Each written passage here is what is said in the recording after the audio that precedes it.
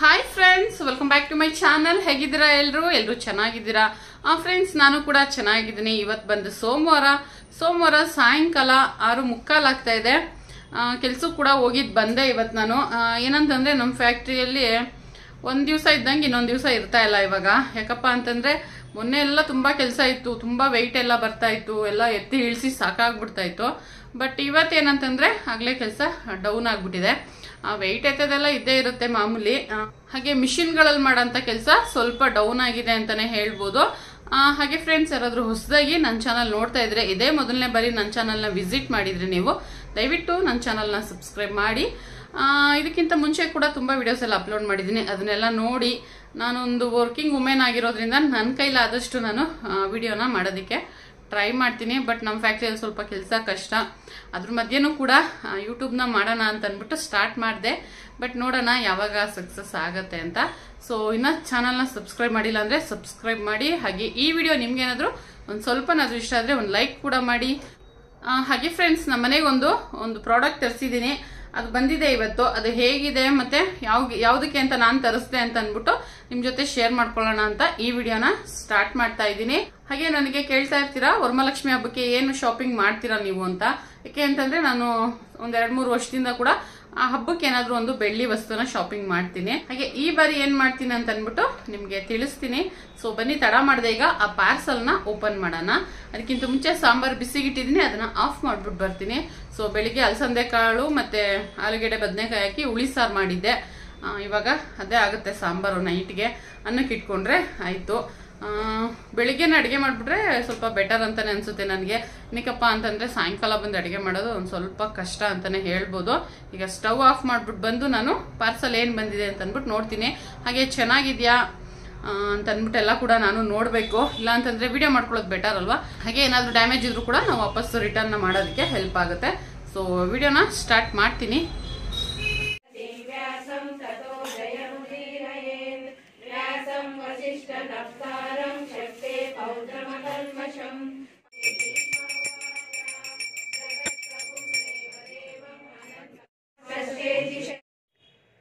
Friends, ನೋಡ್ತಾ ಇದ್ರಲ್ಲ ದೇವರಿಗೆ ಎಷ್ಟು ಚೆನ್ನಾಗಿ ಅಲಂಕಾರನ ಮಾಡಿದ್ದಾರೆ ಅಂತ ಅಂದ್ಬಿಟ್ಟು ನನಗಂತೂ ನೋಡ್ಬಿಟ್ಟು ಎಷ್ಟು ಖುಷಿ ಆಯ್ತು ಅಂದರೆ, ತುಂಬ ಚೆನ್ನಾಗಿ ಅಲಂಕಾರನ ಮಾಡಿದ್ದಾರೆ. ಇಲ್ಲಿ ನಮಗೆ ಪರಿಚಯದವರೊಬ್ಬರು ಮನೆಯಲ್ಲಿ ಸತ್ಯನಾರಾಯಣ ಸ್ವಾಮಿ ಪೂಜೆ ಇಟ್ಕೊಂಡಿದ್ರು, ಅಂದರೆ ಭಾನುವಾರ ಇಟ್ಕೊಂಡಿದ್ರು.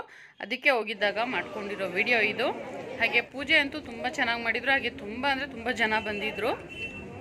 ರೀಸೆಂಟಾಗಿ ಅವರ ಮಗನ ಮದುವೆ ಮಾಡಿದರು, ಬಟ್ ಕರೆದಿದ್ರು. ಕೈವಾರದಲ್ಲಿದ್ದರಿಂದ ನಾವೆಲ್ಲ ಹೋಗಿರಲಿಲ್ಲ. ಹಾಗೆ ಈ ಅಜ್ಜಿನ ನೋಡಿದಾಗ ನಮ್ಮ ಅಜ್ಜಿ ನೆನಪಾದ್ರು ನನಗೆ. ಅದಕ್ಕೋಸ್ಕರ ವಿಡಿಯೋ ಮಾಡಿಕೊಂಡೆ. ಯಾಕಪ್ಪ ಅಂತಂದರೆ ಅಲ್ಲಿ ಅಜ್ಜಿ ನೋಡ್ಬೋದು, ಅವ್ರು ಹಂಗೆ ಇಟ್ಕೊಂಡಿದ್ದಾರೆ ಅಂತ ತೋರ್ಸೋದಕ್ಕಲ್ಲ ವಿಡಿಯೋ ಮಾಡಿರೋದು ನಾನು.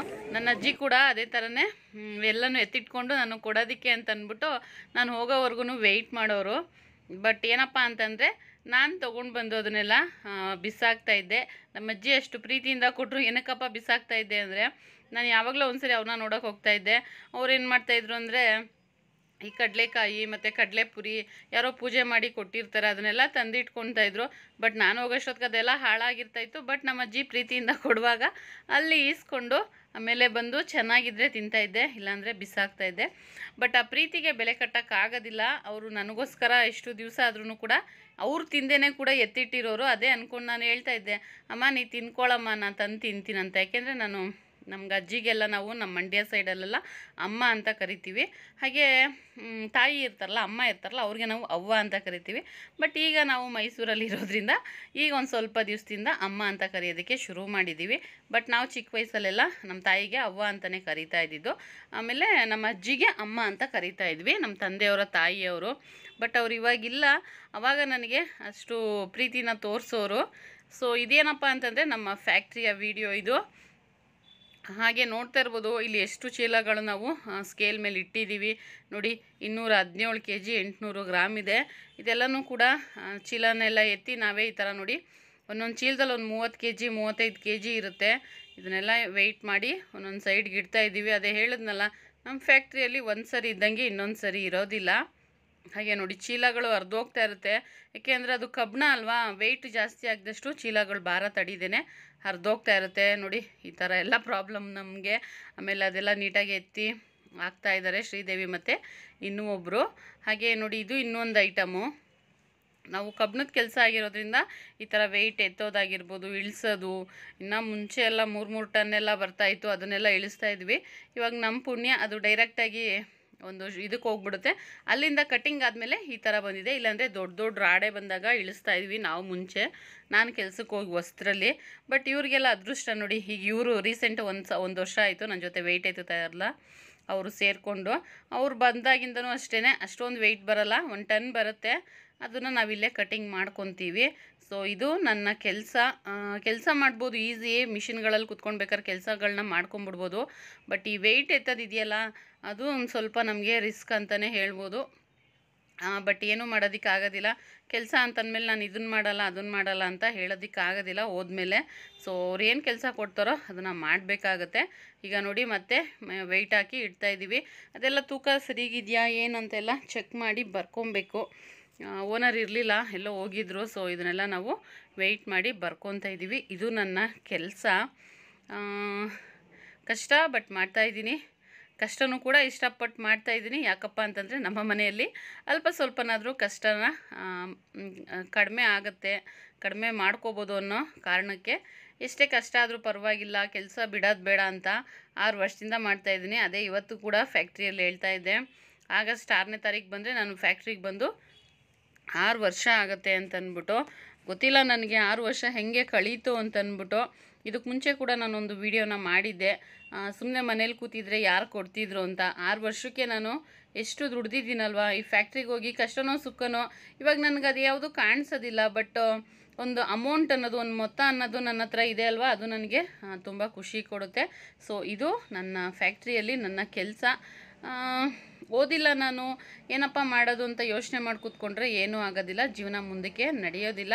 ಸೊ ಹಾಗಾಗಿ ನಮ್ಮ ಜೀವನನೂ ಕೂಡ ಯಾವುದೋ ಒಂದು ರೀತಿಯಲ್ಲಿ ನಡೆಸ್ಬೇಕಲ್ವ, ಒಂದು ಒಳ್ಳೆ ರೀತಿಯಲ್ಲಿ ನಡೆಸಬೇಕು ಅಂತಂದ್ಬಿಟ್ಟು ನಾನು ನನ್ನ ಕೈಲಾದಷ್ಟು ಎಫರ್ಟ್ ಹಾಕಿ ನನ್ನ ಕೈಲಾದಷ್ಟು ನಾನು ಕೆಲಸನ ಮಾಡ್ತೀನಿ. ಸೊ ಇದು ನೋಡ್ತಾ ಇರ್ಬೋದು. ನಾನು ಇದು ಯಾಕೆ ವಿಡಿಯೋ ಮಾಡಿದೆ ಅಂತಂದರೆ, ನಾವು 9 ಗಂಟೆಗೆ ಹೋಗ್ತೀವಿ.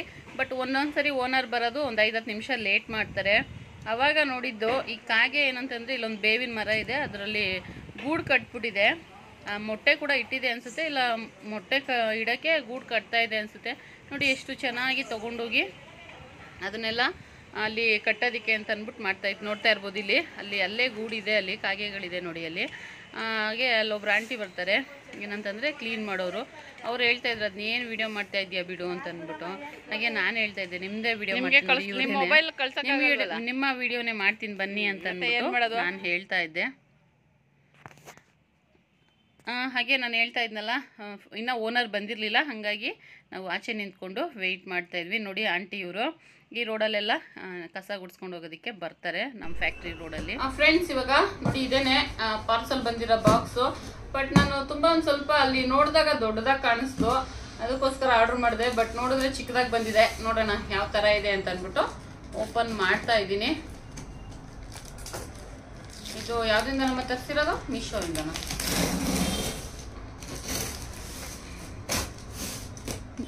ಬಿಡು ಇರಲಿ.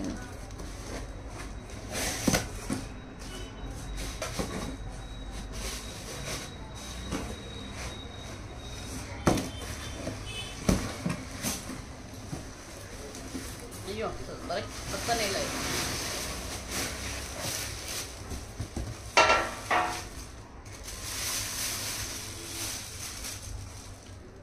ಮಗು ಇದೆಲ್ಲ ಸೀಳೋಗಿದೆ. ಏನು ನಾನು ಹೇಳ್ದೆ ತಗೋಬೇಡಮ್ಮ, ಬೇಡ ಬೇಡ ಅಂತ. ಮಾಡು, ಆರ್ಡ್ರ್ ಮಾಡು ಮಾಡಿಸ್ತೇವೆ. ಇಲ್ಲಿ ನೋಡಿದ ಹಾಕ, ಅದರಲ್ಲಿ ಹಾಕಿ ವಾಪಸ್ ರಿಟರ್ನ್ ಹಾಕೋಣ.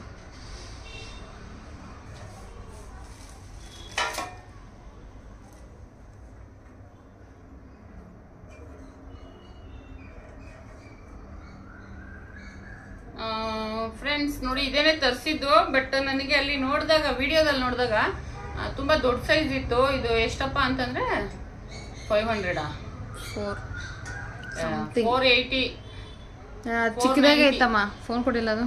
ಅದು ಚಿಕ್ಕದಾಗೆ ಇತ್ತಿದ್ದು, ನೀನೇ ದೊಡ್ಡದು ಅಂತ ಮಾಡಿ. ಫೋನು ಅದು ಫೋನ್ ಅಲ್ವಾ? ಕಣ್ಕಣಲ್ವಾ ನಿಂಗೆ? ಎಲ್ಲಿ ನಿನ್ ಫೋನು? ಇಲ್ಲೆಲ್ಲ ಸೀಳೋಗಿದೆ. ಇದು ರಿಟರ್ನ್ ಹಾಕು. ಏನ್ ಸೀಳೋಗಿದೆ ಅಂತಂದ್ರೆ ನಾನೇನ್ ಮಾಡ್ಲಿ?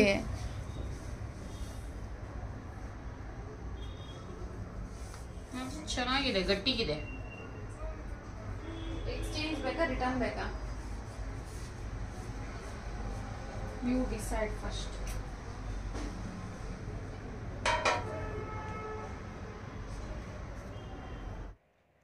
ಫ್ರೆಂಡ್ಸ್, ನಾನು ಈ ಹಬ್ಬಕ್ಕೆ ಹೇಗೋ ಮನೆ ಎಲ್ಲ ಕ್ಲೀನ್ ಮಾಡ್ತೀವಲ್ಲ, ಅವಾಗ ಒಂದು ಸ್ವಲ್ಪ ನೀಟಾಗಿ ಬಾಕ್ಸ್ಗಳೆಲ್ಲ ಇಡೋದಕ್ಕೆ ನಮ್ಮ ಮನೇಲಿ ರ್ಯಾಕ್ ಇಲ್ಲ, ಅದಕ್ಕೋಸ್ಕರ ತರಿಸೋಣ ಅಂತ ಅಂದ್ಬಿಟ್ಟು ತರಿಸ್ದೆ.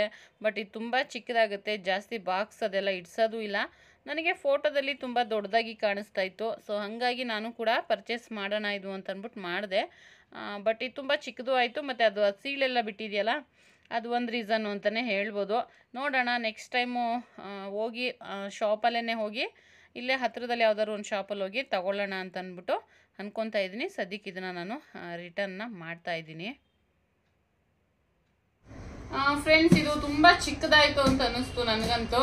ಸೊ ಅದಕ್ಕೆ ಇದನ್ನು ನಾನು ರಿಟರ್ನ್ ಮಾಡ್ತಾ ಇದ್ದೀನಿ. ಮತ್ತು ಒಂದು 2-3 ಕಡೆ ನೀಟಾಗಿ ವೆಲ್ಡಿಂಗ್ ಆಗಿಲ್ಲ. ನಾವು ವೆಲ್ಡಿಂಗ್ ಕೆಲಸ ಮಾಡ್ತೀವಲ್ಲ, ನಮ್ಗೆ ಗೊತ್ತು.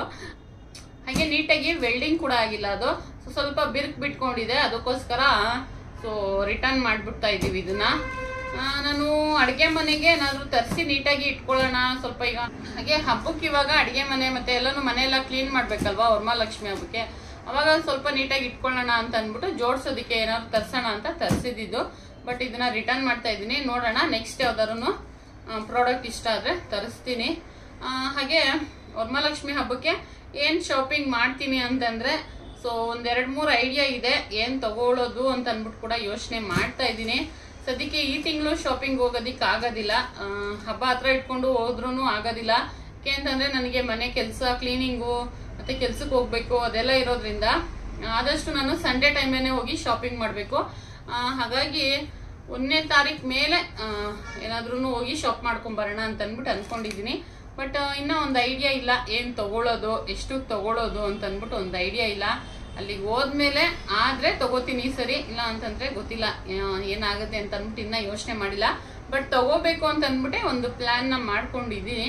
ಆ ಪ್ಲ್ಯಾನ್ ಏನು ಸಕ್ಸಸ್ ಆಗುತ್ತಾ ಅಥವಾ ಅದರಿಂದ ಫೇಲ್ಯೂರ್ ಏನಾರು ಆಗುತ್ತಾ ನನಗೆ ಗೊತ್ತಿಲ್ಲ. ಅದು 1ನೇ ತಾರೀಕು ಮೇಲೆ ಗೊತ್ತಾಗುತ್ತೆ. ಅದನ್ನು ಕೂಡ ನಾನು ನಿಮಗೆ ಅವಾಗ ಅದನ್ನು ಶೇರ್ ಮಾಡ್ತೀನಿ. ಸೊ ಇದನ್ನ ಇವಾಗ ರಿಟರ್ನ್ ಕಳಿಸ್ತಾ ಇದ್ದೀವಿ.